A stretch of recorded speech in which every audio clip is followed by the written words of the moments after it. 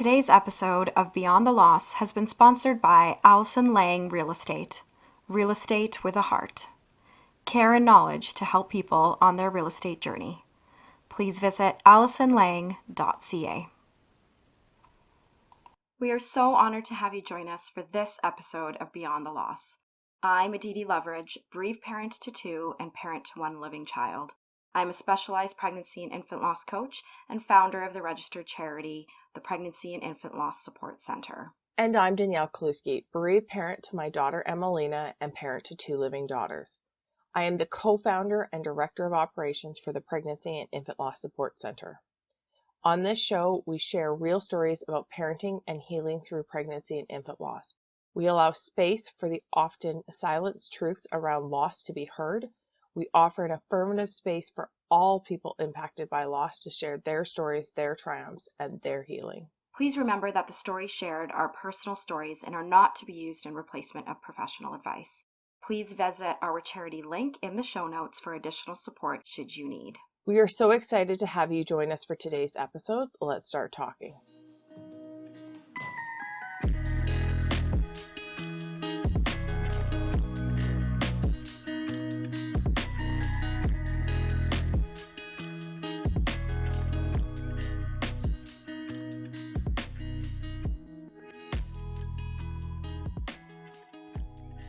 Hi, everyone, and welcome back to Beyond the Loss.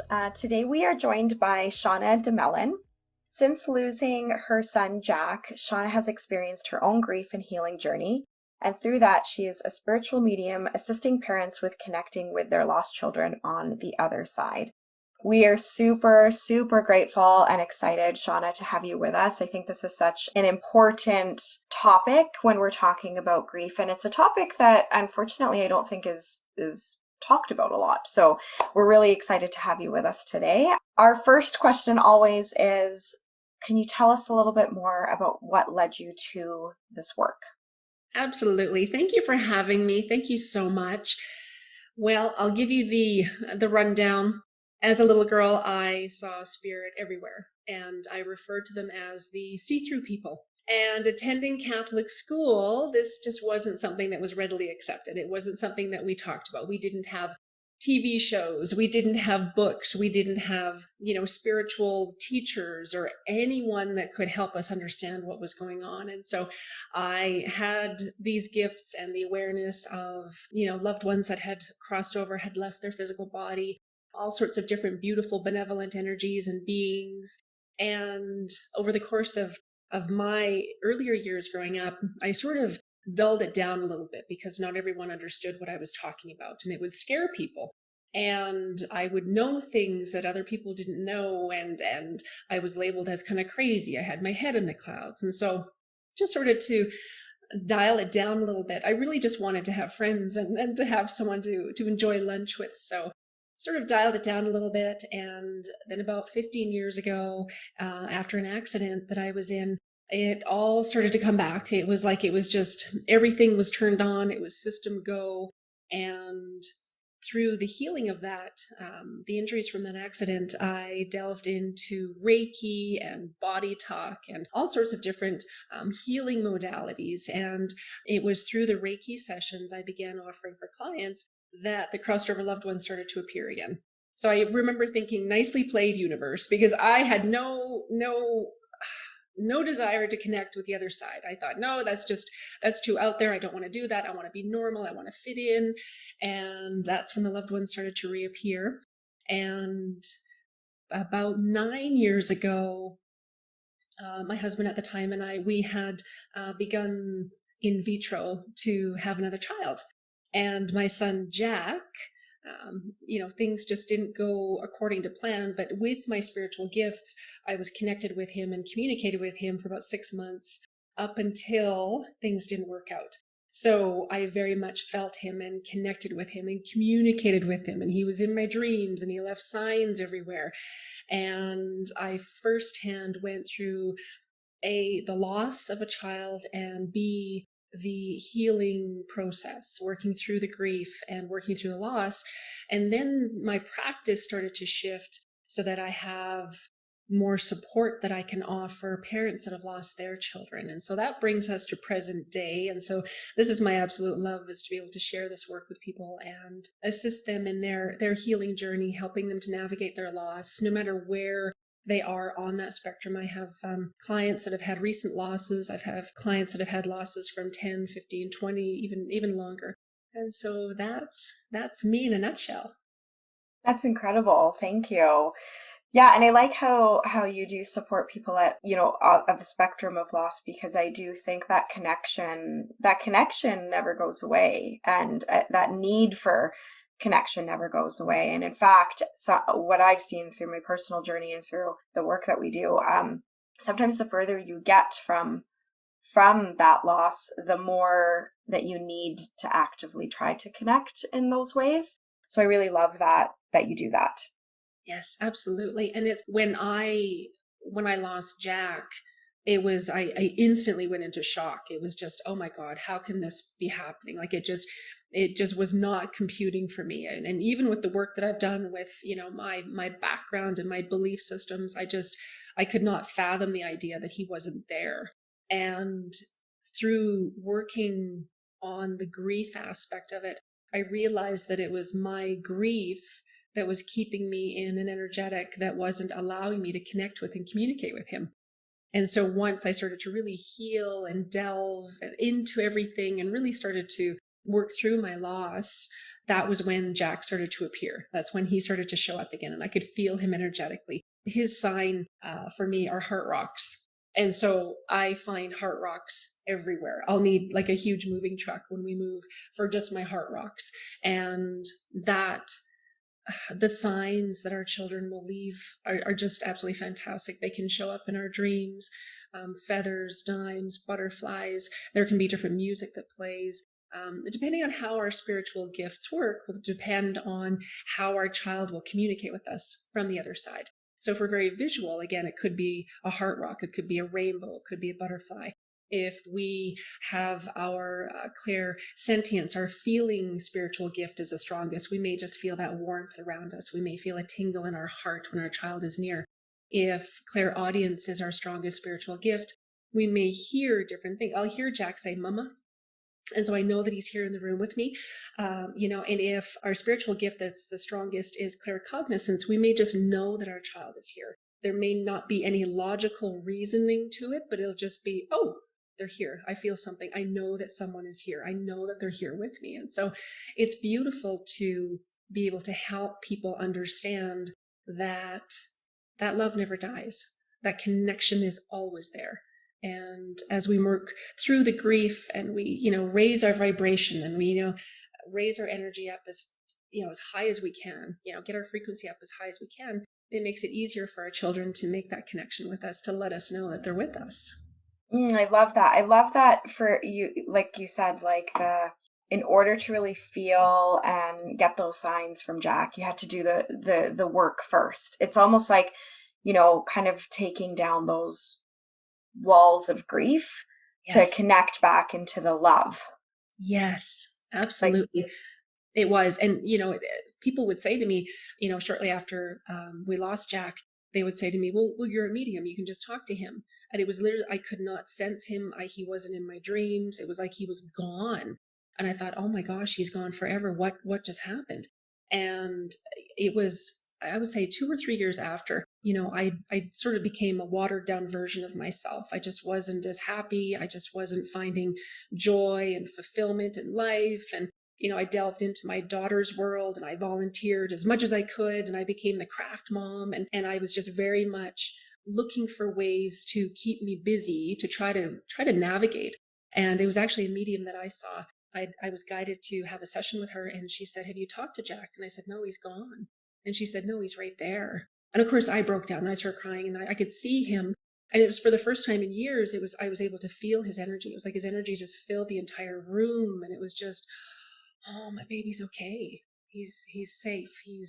He's growing up on the other side. I could see him with my grandparents. And it was through looking at the grief. I didn't even want to look at it. Like I was just in shock and disbelief, and I just could not comprehend that he was there and then he was gone. And so again, connecting into my heart and really being willing to stay in that space with the grief and not try to hide from it, not try to run from it, not try to make it go away, just by staying in that space and really connecting into my heart. And that's where that connection came in. And yeah, he's a beautiful, beautiful blessing in my life. Incredible. I'm really curious to know, because Danielle and I actually did a podcast on signs, like the signs that we received from our babies, from other past loved ones as well. And I'm curious, you said that the heart rocks are like Jack's sign to you. How, and like you mentioned butterflies. Butterflies is Danielle's for her daughter Emelina. I'm curious to know how do you know that sign is from Jack? Does that make sense? Like, how do people figure out that what they're seeing is messages from their children? Absolutely. That's a great question. When, after the reading that I had with a medium, and that was years ago, I would find every day I would set aside about 15 minutes every day to specifically connect with Jack. And so I would go into a meditation and, do some breath work and just really center my energy. And I would invite him to come into the space with me. And it's like a muscle. And, I just needed to do it. And I did it for about 3 days. And I could feel his energy around me, but I couldn't really see him. And then on the third day, I could see him walk into the room, and I could hear him. And, I always tell people I could count the freckles on his nose, and he was there. I could see him. It was in that meditation that he handed me a heart rock. And he said, his little hand opened up and he handed me this little rock. And I kind of looked at it and I thought, oh my gosh, what is that? And then the next weekend we were in Elbow Falls, and we found probably a dozen heart rocks that day. And so that was how I just started to know. And every time I find a heart rock, I just feel like champagne bubbles in my heart. I just know that that's from Jack. It's just, oh, that's my boy. And so I always tell people, I always end off readings by letting people know what their signs are from their children on the other side, from their loved ones on the other side. And then the fun becomes, it's sort of like a scavenger hunt, if you will. I will ask, anytime I'm out hiking, I'm like, Jack, bring me some heart rocks. I'd love to find some heart rocks today. And so he'll, I'll get to find different heart rocks in different spaces. And I have girlfriends that have lost children, and they will ask their children to give them signs. And so it could be, 4 or 5 butterflies. It could be one butterfly that just doesn't leave. There could be a butterfly or a ladybug or a dragonfly that just lingers and doesn't go and just keeps coming back. It could be birds as well, birds. There could be dimes. Children love dimes. I have a client, her sign from her daughter on the other side is actually bubbles. And so she said, it's the strangest thing. She will be, could be at Bowness Park here in Calgary, and there will be a random bubble that will float by, and there's no one around. It's just the craziest thing. And so asking your child to give you a sign. And you can ask your child to keep giving you the sign till you get it. Because sometimes we don't get it that first time. Sometimes we can get a sign and we logically think, oh, okay, that's interesting. We may register, we may not. And so I always tell people, just have them keep showing me what that is, and bring as many as you can. And so again, my grandfather, his sign for me are dimes. So I have a jar full of dimes, and I find them in the most random places. The cat was playing with a dime the other day. I find them on the street. There was one in the sink. It's the craziest thing. Feathers are another common sign.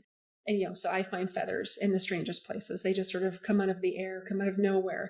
And so I think it's really about being open and available to whatever that can look like. And when we come from a place of our heart, we're connecting into our heart, and we would so love to connect with that child on the other side, then it just opens up more of those possibilities, and it just really starts to align the energies. And if you think of how quickly, when we switch the light on, we turn the light switch on, and how quickly that light illuminates in the room, that's how quick spirit moves. That's how quick that our child's energy is moving on the other side. So we need to be in a nice high vibration, as high as possible, so that it's easier to make that connection. So grief, if you're familiar with the David Hawkins consciousness scale, grief and shame are at the lower end of that scale. And so as we move through our grief and our heartache and our loss, our vibration will naturally start to rise up. And again, the higher we can get that vibration, that makes it easier for our connection with our loved ones on the other side. So from what it sounds like, you don't need to, like you mentioned that you have seen spirit since you were young, and not everybody is as connected. I personally, my personal belief is that we all have that ability. We all have it in us. It's about, dropping down a little bit out of our minds and more into that space. But from your perspective, can anyone make this connection even if they've never ever had that connection before? Oh, absolutely. And that's a fantastic question. A lot of people that come to me over the years, they say, well, I can't make that connection. I'm not a medium. I'm not trained. I don't see what you see. I haven't been doing this since childhood. If you have that intention within your heart to make that connection, absolutely, you can make that connection. We all have spiritual gifts. Every single person on the planet has spiritual gifts, if you want to call them spiritual gifts, or we have heightened senses, if you will, so that we can experience and connect with and communicate with the higher realms, with the other side. And it is with that intention. It's like a muscle. As you know, if we want to train for a marathon, there are certain things that we need to do to get ready to run, to take care of our body, to take care of our mind, our spirit. We might need to tweak our diet. The same thing with making that connection with your child on the other side. Perhaps it's a meditation. Perhaps it's a course. Perhaps it's working with someone to understand how your gifts work and which gift is the strongest, so that you know how your child is going to connect with you and communicate with you. I have met lifelong mediums. I have met, and you don't have to be a medium. I've met people that have taken classes with me over the years, and, at the beginning of the class said, I don't think I can do this. I'm not sure if I should be in this class. By the end of the class, they've experienced their loved one on the other side. And so it's really having that willingness. And a lot of the work that I do is debunking what Hollywood has made mediumship out to be, and what they've made spirituality and spirit communication out to be, because it is a real gift and capacity to be able to experience the higher realms, to be able to experience our loved ones on the other side. And a lot of the work that I do is based around clearing the fears, clearing the blocks, clearing any limitations, clearing anything that may be preventing that connection, so that you can have that beautiful, strong connection. You know that you're able to connect with your child, your loved one on the other side. And more importantly, you know that they're safe and that they're at peace, and that they are very much a part of our lives. They're just not in their physical body anymore. But we can make that connection, and that connection is always there. That love never dies. And that connection too is something that what I've seen from doing this work is that connection is what people crave, and it is something that isn't traditionally offered, which is why at the center, when we first started at the center, Erin, who does tarot cards, it's tarot cards, but really she's a medium. She's brilliant, knows things that that nobody should, which is why we brought her on, because when I met her, I was just like, holy smokes, you're very connected. You're very connected to spirit. So we brought her on to offer tarot card sessions, and she was our number one most booked practitioner when she was offering those sessions. And whenever she opens up those sessions, she always gets booked, because what I've seen is even people who are a little bit hesitant or unsure, have never dabbled in that, when you lose something as significant as a child, Mhm. that connection, you crave that connection, and you crave answers and things that you are not getting from the medical community or through talk therapy or through all of these things. And so I really like that you keep saying like that connection piece, because I can see it. It's like a visceral craving. Yes. And I like to say, like, when I say this to my clients a lot, that when we lose a child, like, our children's, especially if you're the person who carried that child, that blood runs through us, right? And our connection, have this, and even if you're not the birthing parent, we have an innate need to parent and connect with our children, whether they're with us earthside or not. So when you feel that, like, it comes in sort of like strong, like this piece of you that's missing, that's that piece of connection that our souls literally are craving. And so, and sometimes we can't find that connection in this mainstream kind of healing practices that we're given, right? There's other ways that we can find it, and that's what we're all about at the center, right? Is providing other spaces for people to find that healing. And it's so healing. Like, I've had clients that have seen Erin that have walked away and been like, I don't even I don't even know how to explain it, but it's like you can see a visceral shift, yes, in their healing journey. Absolutely. And it's so, I've lost, as everyone, I've had other loved ones that I've lost over the years, and it's there's a healing and there's a grief process, but there are no words to describe the loss of a child. Absolutely no words to describe that, to be able to describe that to someone. That is just something that it just, it is just something. I mean, my grief, it just literally brought me to my knees. Like, there was, with my background and training, and it took a long time for me to work through that. And when I made the connection with Jack that day, and the connection was already there, I just wasn't able to see it. It was almost like it was clouded from my grief and from my heartache. When I really felt the connection with him again, it's like I felt like I had a part of my life back. I felt my heart was whole again. I felt like I could finally breathe again. It was just, he's there, he's okay. It felt like everything in my world was going to be okay, knowing that I had that connection with him, knowing that I could connect with him and communicate with him and feel him and sense him. And my gifts vary from day to day. Some days I see him, some days I just know he's there. Some days I just find heart rocks. Sometimes he's in my dreams.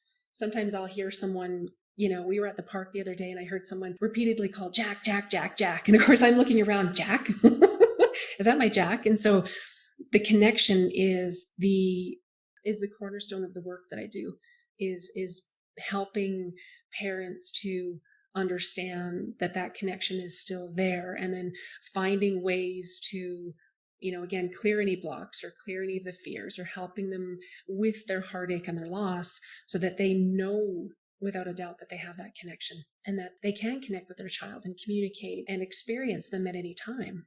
And so, yes, the connection is vital to the work that I do. It's amazing. I've often said over the years, I'd love to take a before and after picture of people, because before, grief changes people. It changes us on every level.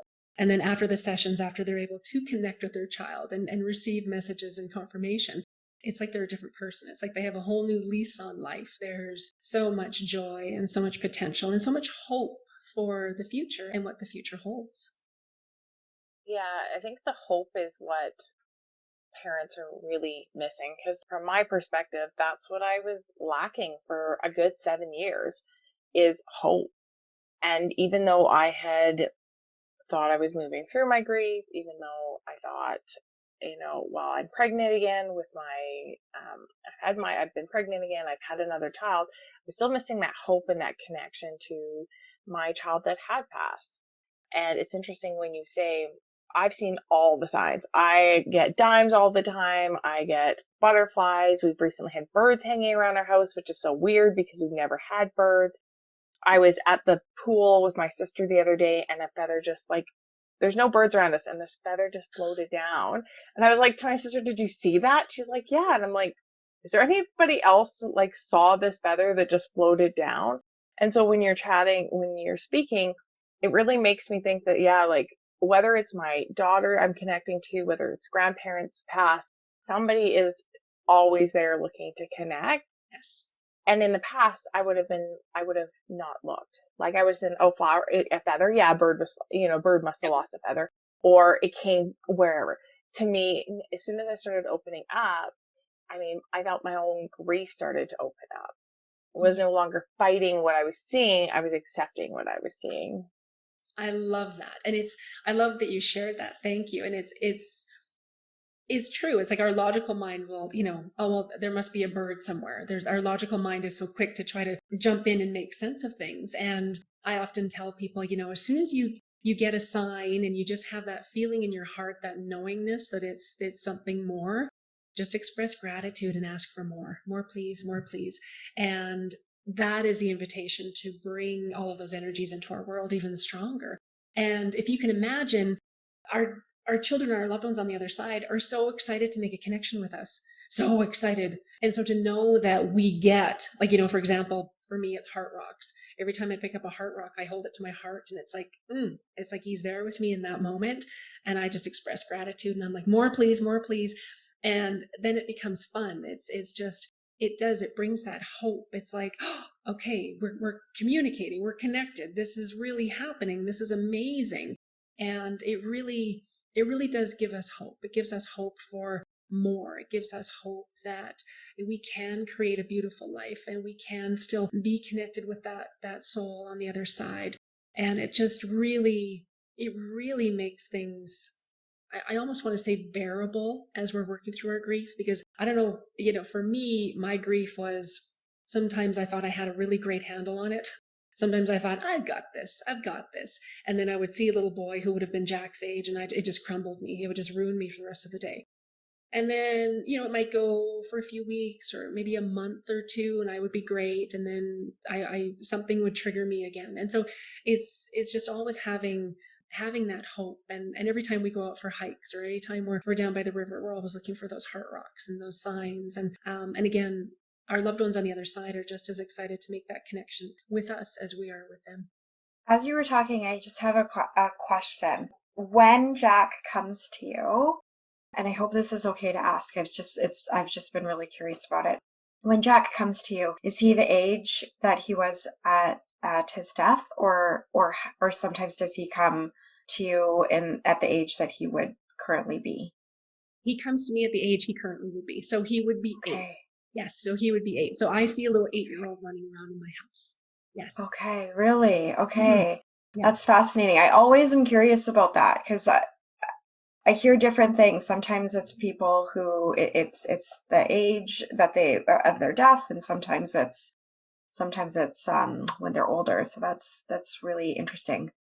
I find it varies from person to person. When I'm working with clients who have perhaps had a stillborn birth, that energy of that child will come through as that age at that time, and that facilitates the healing for them in that space. And so I always like to keep it open for people. From my perspective, and with all the readings I've done over the years, I see the children growing up on the other side. And so I see Jack growing up, on the other side. And so, yes, he presents as an 8-year-old to me. And again, I've worked with different clients over the years who have had miscarriages. And so oftentimes there isn't a physical representation of that soul in that moment, but we are still able to connect with the energy and communicate and facilitate the healing for them. And I have other clients who every year they celebrate a birthday, and they know that child is, I have a client who comes to me on a regular basis, and her son is 17 now. And so on the anniversary of his passing, she still celebrates that was his day, and that he is still growing up on the other side and living his life and experiencing his soul journey on the other side in a different way. I love that. I find that so hopeful. It really is. It really is. And, again, from my personal experience, and I'd given thousands of readings before we lost Jack. And as a practicing medium, you would think I would be prepared for that, but I really wasn't. And just instantly, it was like he was gone. It was just this instant panic and heartache and disbelief. And I did everything I could to try to avoid working through the grief and the healing process. Like I said, I delved into my daughter's school, and I volunteered at every chance I could. And I was working and doing all of these different things. And Jack was still there. I just wasn't able to connect with him and communicate with him. But it's really about finding meaning and purpose and hope in our life again. And knowing that, as you mentioned earlier, you can make that connection. You don't have to be a trained medium, so to speak, to make that connection. That if you are willing to connect into your heart space and you're available and open to making that connection, that's when the magic happens. That's when we can make those connections and feel and experience our loved ones on the other side. And know that our children are safe and know that we can connect with them and that they're around us. And it's, I've worked with so many clients over the years, and I've taught this, and, you get to a point where you can be doing dishes and your child will come into the energy in the room, or you can be out in the garden, you can be on a walk, you can be in a meditation. There are a myriad of different ways your child will start to come in and connect with you, the more that you're open, and the further you've been able to move into your healing and really move into, I see it as we kind of move into the grief, and the grief just sort of becomes a part of us, and we learn how to navigate, and we learn how to, take steps further every day. And some days, we all feel like rock stars with it, and some days we don't. To this day, I still get triggered. Like, it was about 6 months ago, there was a little boy that he was outside in the yard playing, and, he looks like Jack. Like, he just, had the blue eyes and the freckles, and he had this little mischievous smile on his face. And I was just instantly, oh my gosh. And so for that moment in time, it's just, okay, all right, I've got this, it's okay. And then of course Jack came in after with, more heart rocks. And so that always gives me hope. It's like, okay, my baby's okay. He's on the other side. We've got this. It's good. Yeah. And so sometimes I think people are hesitant to try to connect out of fear for a few different reasons, like fear of like, what if it's going to make me feel more sad than it will help, like hopeful, and then just fear of like connecting to the other side, like it's can be scary. Yep. So is it safe to connect to the other side? And I'm sure you're going to say yes. So if it is, how can people kind of build more safety around them so that they actually do feel safe to connect? Oh, absolutely. That's a beautiful question. The first part of your question I'd like to look at is, making that connection. Am I going to feel more heartache? Am I going to feel more heart, ache? Am I going to feel even more hurt and upset? What I have found over the years, and from my own experience, is that making that connection with Jack on the other side, it actually started to open my heart. It actually really started to open my heart, because making that connection with our child on the other side is just all about love, and that unconditional love. And as soon as I felt his energy come into the room, I literally felt my heart start to open like a flower. It was like, oh my gosh, this is real. Like, oh my gosh. And it was like a missing part of me came back. The other side of this is I take them through a process to teach them how to create a sacred space to ensure that only their child's energy is coming through to connect with them, to ensure that they're not going to connect with something evil or something dark, or they're not going to invite something in that's going to possess them and take over their life and do all of these horrible things. Again, there are so many, there are a myriad of different, movies and things that have been depicted from Hollywood, and, that it's not safe and it's scary, and all of these, you're going to open this up and you're going to have all these horrible experiences. I love to teach people that whatever you focus on and whatever your intention is what is most important. You are focused on connecting to your heart, connecting to your child on the other side. And again, I take people through a step-by-step process where we create a sacred space, where we look at clearing any fears around that, any blocks to making that connection. We look at raising that vibration. We look at bringing in the spirit guides that will help facilitate the energy. The spirit guides will create that sacred space. The spirit guides will ensure that only your child is coming through to connect with you. Your spirit guides play a vital role in helping you make that connection. They will adjust the frequencies. They will do so many different things to ensure that you have a nice, clear connection with your child, depending on how your spiritual gifts work. So that's the best way that I can answer that for you, is that absolutely, when you, again, create that sacred space, I'm all about teaching people the foundational pieces so that they can build upon that. They can build the confidence. They can know in their heart that, okay, I've created my sacred space. I've followed the steps. I've got everything set up. Okay, let's do this. So then it's not coming from a place of fear. We're moving into a place of excitement. And what a lot of people don't realize is that fear and excitement register the same in the body. So sometimes people I'm just so scared, I can't make the connection. is actually excitement. You're feeling your own excitement, and you're feeling the excitement of your child on the other side, because they're just as excited, if not more, to make that connection with us, to let us know that they're okay, to help facilitate our healing, to help us find meaning and purpose, and to help us grow as we're here, and to help us really start to celebrate our life again while they're on the other side. Wow, I think that's just so powerful. And I love that you said sacred spaces. I actually, like, that's what I get my clients to do. Like, I get them to connect to their spirit first. Like, I'm not a medium at all, but a big part of the work that I do with clients is connecting to their spirit. I feel like that's the fundamental first step in a grief journey, is connecting to your own spirit. And so I actually get them to create a sacred space. I have my own sacred space literally right behind me.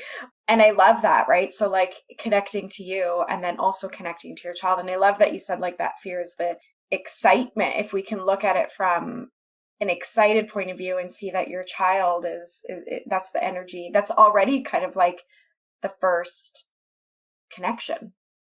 Yes, absolutely. That piece. I like that I've never had really thought of that before. Absolutely. And in the program that I teach, I take people step by step through a 7-step process to make that connection with their child.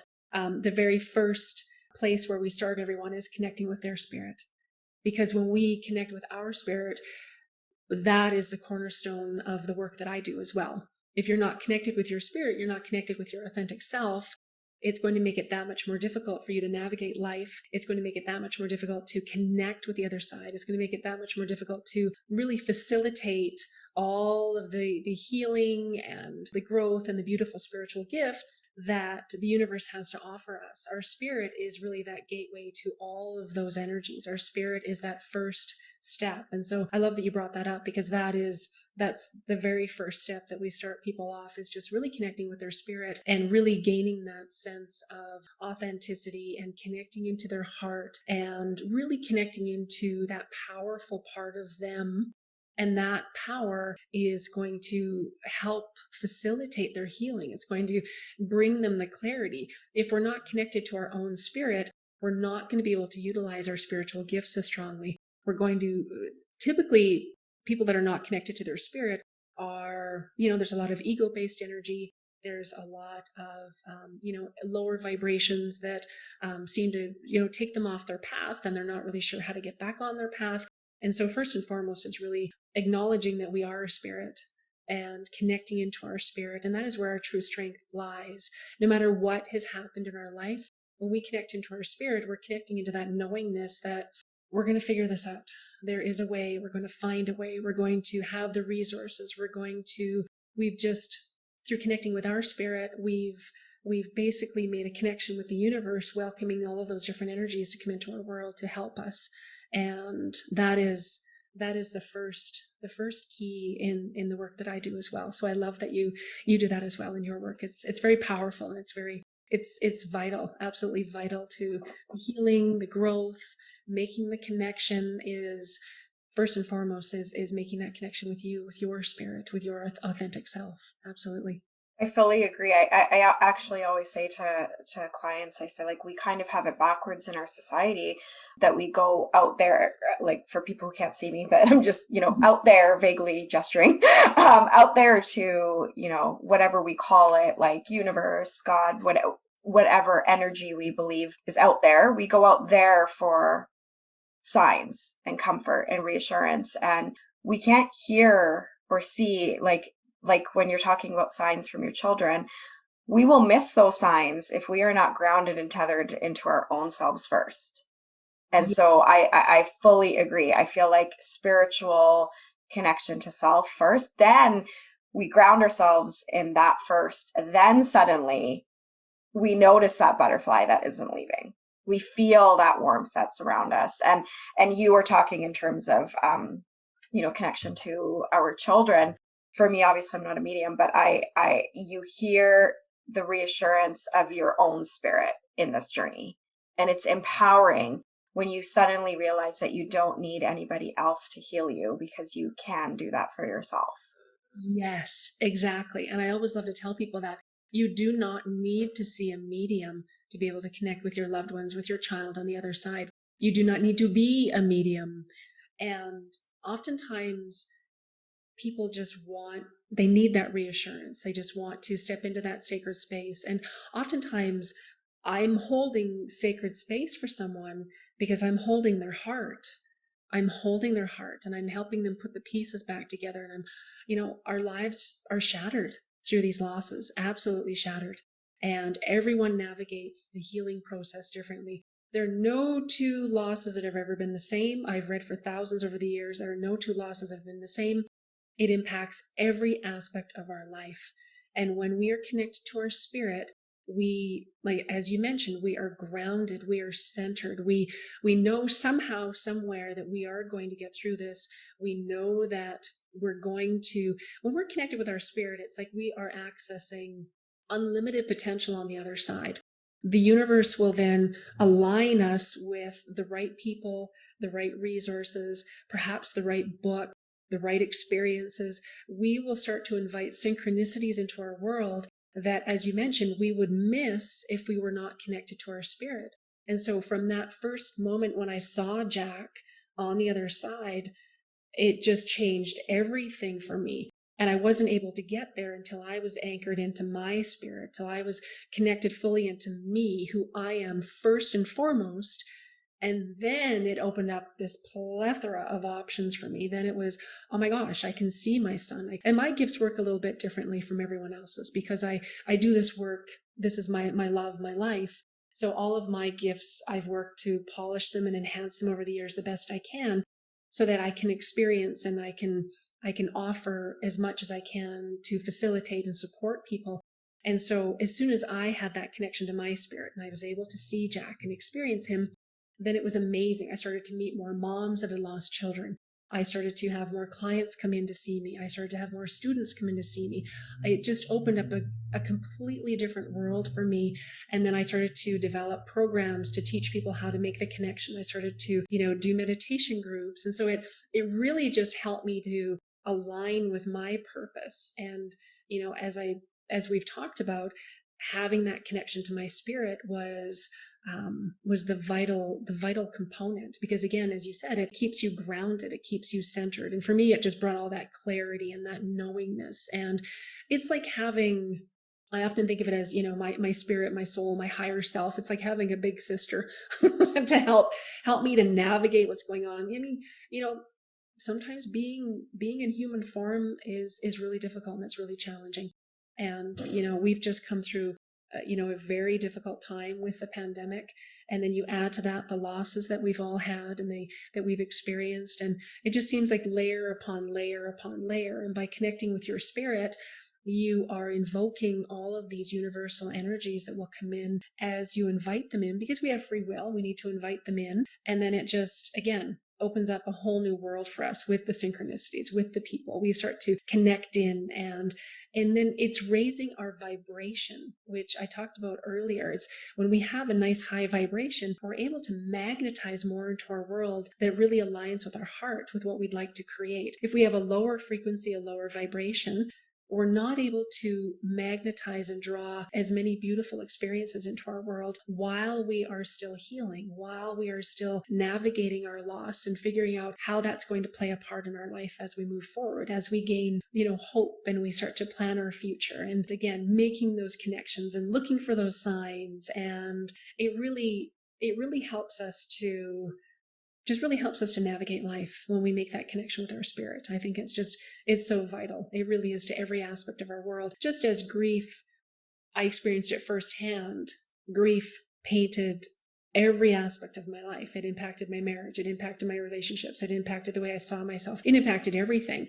And the same thing happened when I started to really connect into my spirit, and I really, really started to heal.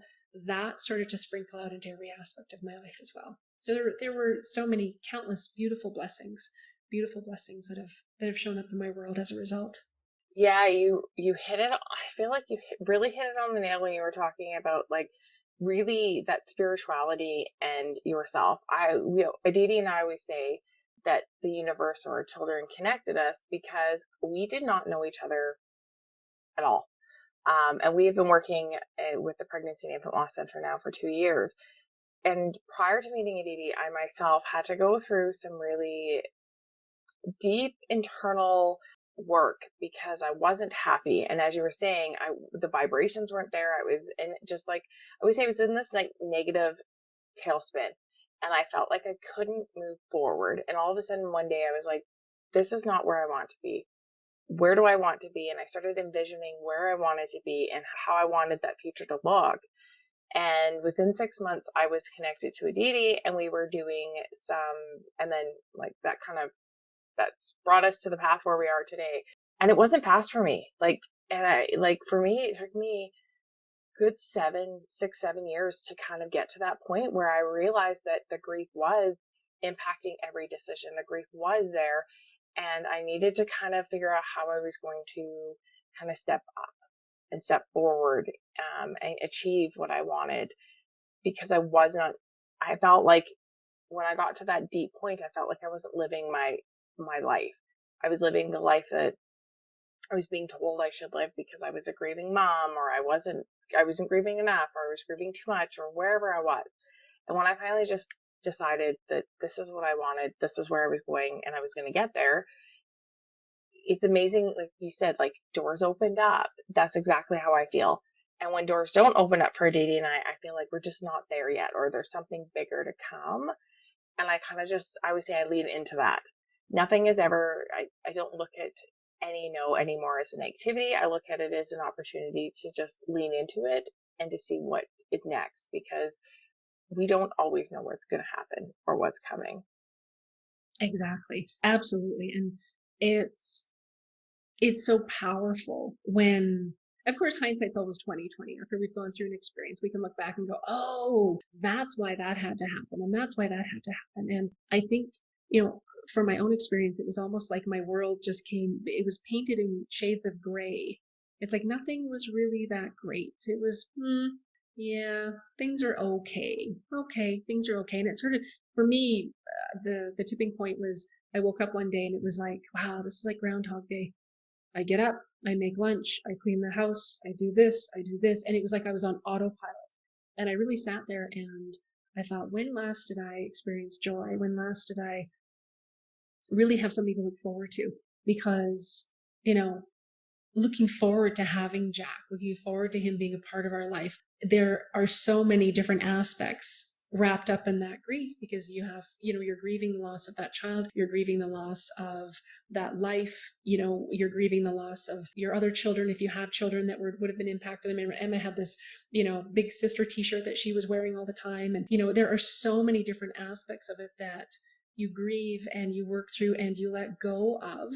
And you're right, when you start to shift the narrative, that's part of it. And when you start to really connect with your spirit and I think we really get to a point where we make that decision, this isn't working anymore. I'm making a decision that I want to be happy. I'm choosing more for my life. This isn't it for me. What else is possible? And when we start to make those choices and decisions, then again, the universe starts to align the synchronicities and line us up with the people to help us get on our path, to help us to really get aligned with our purpose and why we're here, and how we're going to share our gifts with the world. And that looks different for everyone. And, I always tell people, we always look back, we can look back through everything. This is soul school that we're working through, and we're working on different soul experiences and growth and lessons. And there's always a silver lining to everything. And so I always tell people it's very important to look back and sort of figure out, okay, what are the positive aspects of what's happened? Is there something that, have I grown as a person? Has my capacity to love grown?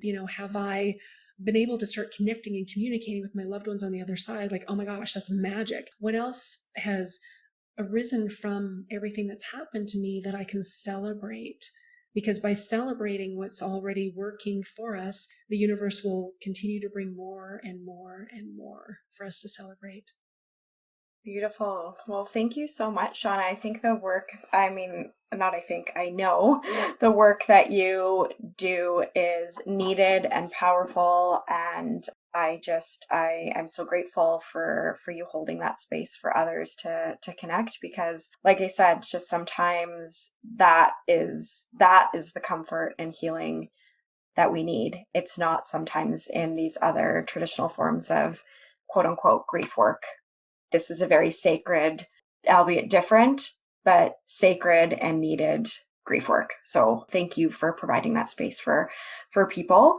We always ask our guests a final question at the end of every podcast. Danyelle, did you want to ask Shauna that our final question today?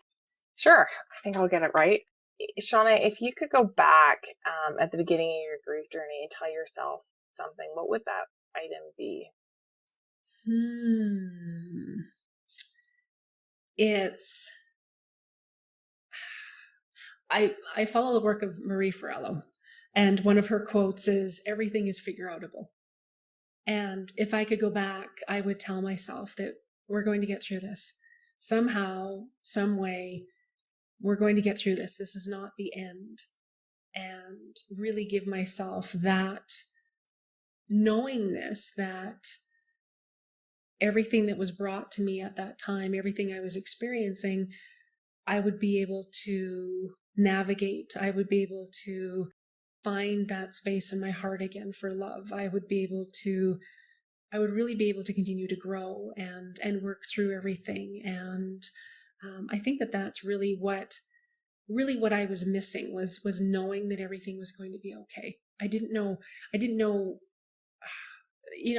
there are so many more resources that are available for families that have lost children now. And there were not a lot of resources. And I, sort of had to navigate through it myself. But I think the big thing would be just to tell myself that we're going to get through this. We're going to figure this out. This isn't it for us.